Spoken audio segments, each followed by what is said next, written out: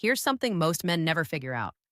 Not because they're not smart enough, not because they haven't read enough books or watched enough videos, but because they're looking at the wrong thing entirely.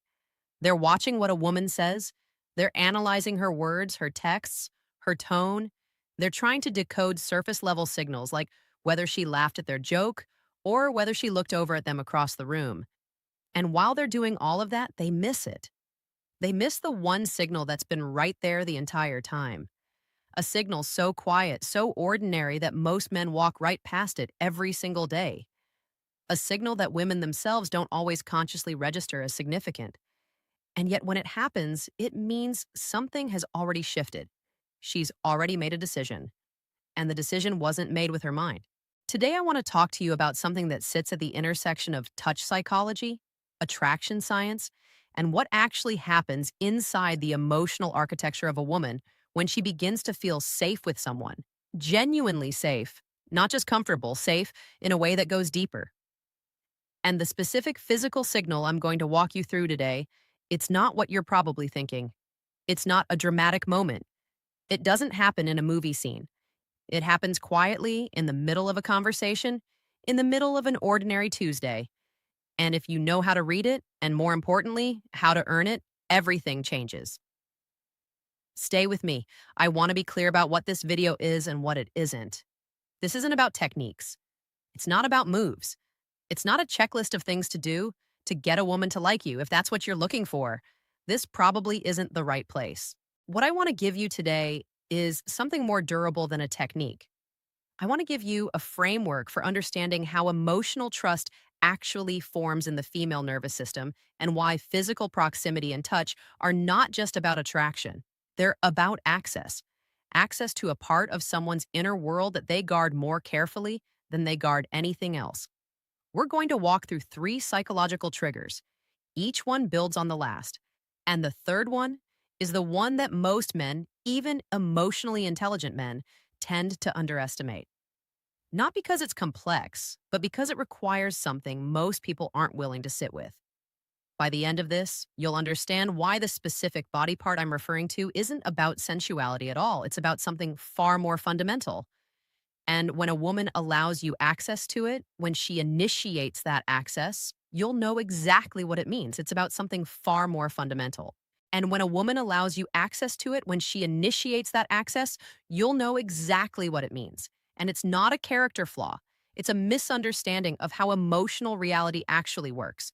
The mistake is this: he treats attraction like a logical transaction.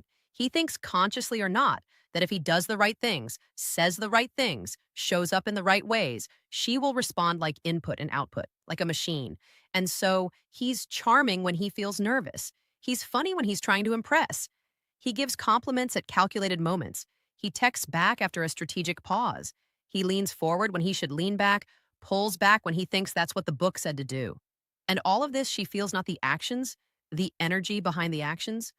Women are, and I say this not as a compliment or a criticism, just as a psychological observation, extraordinarily well calibrated to detect inauthenticity. Research in attachment theory consistently shows that the female nervous system, particularly in the context of pair bonding and mate selection, is highly attuned to congruence, meaning it notices when what someone is doing doesn't match what they're actually feeling. And when those two things don't match, the nervous system registers it as a threat. Not consciously necessarily. She might not be able to tell you why she felt a little off around him, why the conversation felt slightly hollow, why she couldn't quite relax, even though everything he said was technically fine. But the body knows. And here's the part that's difficult to hear. The more skilled you become at performing attraction, the worse the disconnect becomes because a polished performance still reads as a performance. The mask gets more convincing, but it's still a mask. So, what's the alternative? That's what these 3 triggers are about. They're not techniques, they're shifts, fundamental shifts in how you carry yourself, how you understand emotional safety, and ultimately how you relate to another person in a way that makes her nervous system exhale. When her nervous system exhales, everything opens up, including eventually that specific physical signal we're going to talk about. Trigger 1, the body never lies, but the mind loves to pretend. Let me tell you something about touch that most people fundamentally misunderstand. Touch is not a reward. Touch is not a prize you earn by saying the right line or wearing the right thing or meeting the right threshold of attractiveness. Touch is communication. And like all forms of communication, it has a language, a grammar, a logic that operates below conscious awareness. When a woman allows you to touch her, genuinely allows it, not just tolerates it, her body is communicating something specific to her nervous system. It is registering the presence of safety. It is sending a signal internally that says, this person is not a threat. And in evolutionary terms, that is one of the most significant green lights her system can produce. Now, here's where the common belief gets challenged. Most men believe that touch is something you initiate, she permits, and that's how trust gets built. You push forward incrementally. She either accepts or rejects, and you gauge interest accordingly. That model is backwards. Here's what's actually happening. The body responds to the quality of presence before it responds to the physical contact itself, meaning she doesn't decide whether to allow touch in the moment you reach out. She's already been making that assessment from the moment you entered the room or the conversation or even the text exchange. Her nervous system has been running a quiet background scan the entire time. It's asking, does this person need something from me? Is this person performing for me? Is this person present? Or are they somewhere else? Thinking about what to say next, thinking about how they're coming across, thinking about whether she likes them. Because here is a non-obvious truth. The need to be liked creates repulsion. Not always, not immediately. But over time, the undercurrent of neediness, even subtle neediness, even well-disguised neediness, reads as instability to the female nervous system. And instability is not something it allows close. So the first shift is this. Before you ever think about touch, before you ever think about physical proximity, you have to resolve inside yourself the question of what you're looking for. Are you present with this person because you're genuinely interested in her? Or are you present with this person because you want something from her? Validation, desire, confirmation that you're enough. These two things feel almost identical from the outside, but they feel completely different from the inside of her nervous system. When a man is present without agenda, truly present, curious, grounded in himself, something shifts in the space between two people. She can relax, and when she relaxes, she moves closer. Not always physically, but energetically. And that energetic closeness is what eventually becomes physical closeness. This is why some men barely seem to do anything, and women gravitate toward them. It's not looks necessarily, it's not status necessarily. It's that being around them feels like rest, and rest is magnetic. The first trigger is resolve your internal state before you try to change her external response. Trigger 2, proximity is permission, but only when it's earned through emotional space. Now let's talk about the specific body part. I know you've been waiting, and I'll tell you what it is in a moment, but I need to give you the context first because without the context, the signal means nothing. With the context, it changes everything. The body part is the neck, specifically the back of the neck and the area just below it, the nape. Now, before you move past that and before you think, okay, that's interesting, let's keep going, I want you to sit with why this is significant. Because the reason is not what most people assume. The nape of the neck is one of the most psychologically loaded areas of the human body. Not because of sensuality, though it is deeply connected to intimacy, but because of vulnerability. Think about it from a purely physiological standpoint.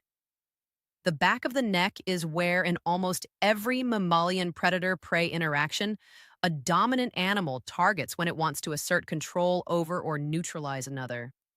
In the human nervous system, where these ancient responses still operate, even if we never consciously encounter that kind of physical danger, the neck represents exposure.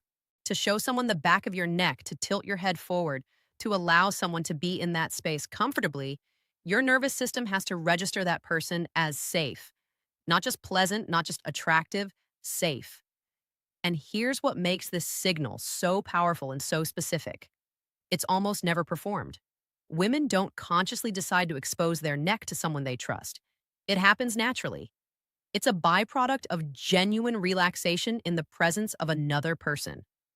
If she leans forward and lets her head fall just slightly while you're close, if she pulls her hair to one side in your presence, if she tucks her chin down and turns slightly away, exposing rather than guarding.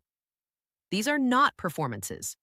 These are involuntary expressions of a nervous system that has made a decision. And the decision is, I'm safe here. Now, how does this connect to the second trigger? Here's the thing most men get wrong about emotional closeness. They try to create it through input. More conversation, more humor, more depth, more gifts, more presence physically. But emotional closeness for women is not created by what you give. It's created by the space you hold. Let me explain what I mean by that. When you're in a conversation with someone, there are two kinds of presence.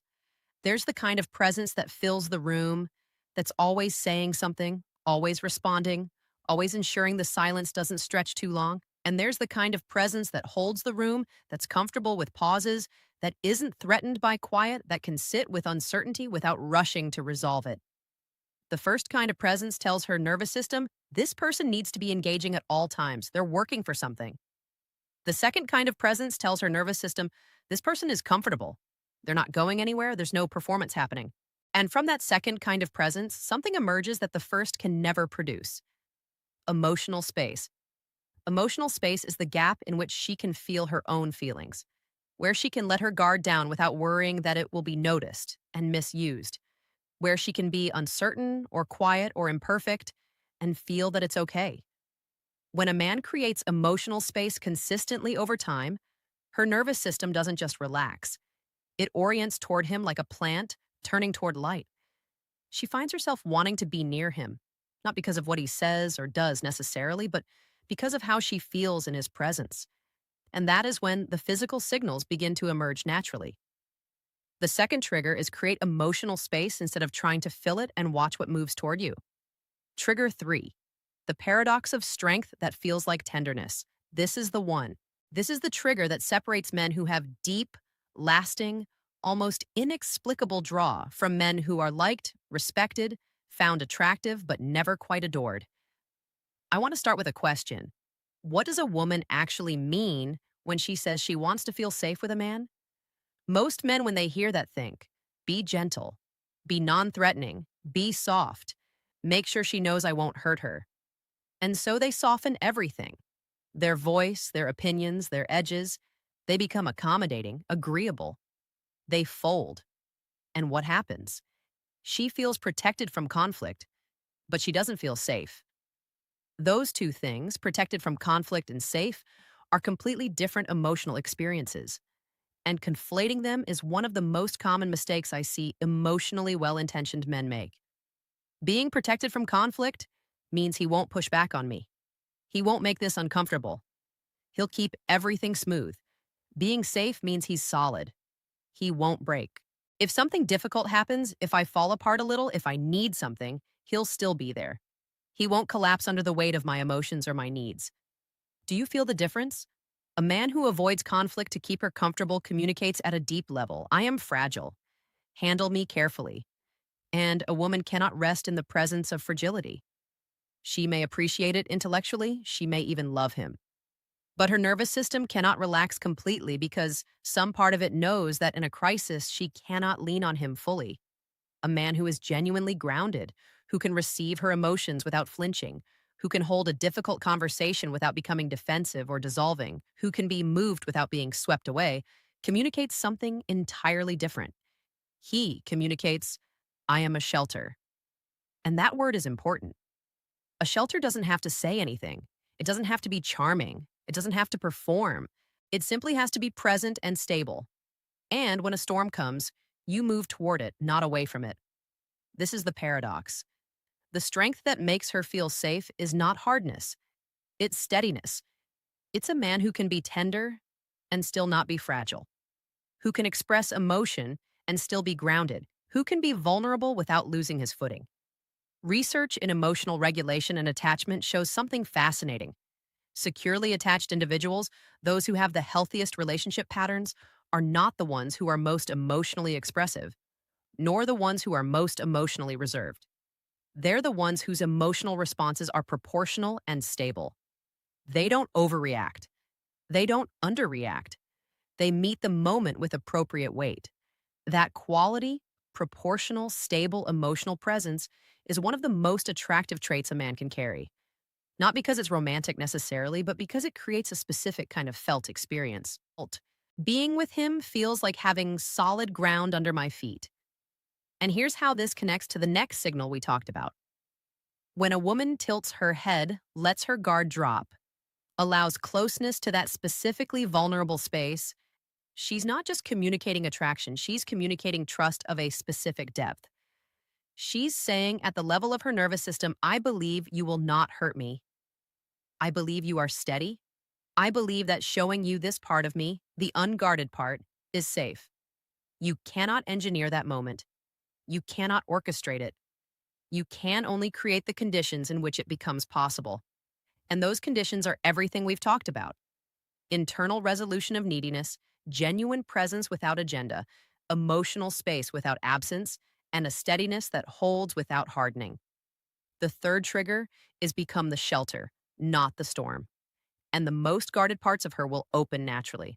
Now, let me bring this into the real world for a moment because I know there's a version of this that stays theoretical and beautiful and ultimately unhelpful, and I don't want to do that to you. So, let me give you some actual texture for what this looks like. On presence, you're sitting across from her, she's telling you something, maybe something small, maybe something that matters to her, and you notice the pull. The pull to respond quickly, to say something smart, to show that you understood. Instead, pause. Let what she said actually land. Look at her, not at your next thought. Ask one question that shows you actually heard the specific thing she just said, not the general topic. That pause, that one question, it creates more trust than 20 perfect responses on emotional space. You don't have to feel silence. You're allowed to just be somewhere together without narrating it. Some of the deepest moments of connection happen in quiet. Driving somewhere, sitting on a porch, walking without a destination. If you can be comfortable in the quiet, she will feel it and she'll lean into it rather than away from it. On steadiness, she says something emotionally charged. Maybe she's frustrated or scared or testing consciously or not to see how you'll respond. Don't match her energy immediately. Don't go cold to show you're unfazed. Don't rush to fix it. Just breathe. Stay present. And respond at one temperature below whatever the room is. Not cold, not dismissive, just grounded. That temperature differential, the fact that you didn't get swept, is what she'll remember, not the words on the physical signals. When you understand what you're looking at, you stop chasing. You stop measuring, strategizing, or trying to create moments. Instead, you create conditions and then you pay attention.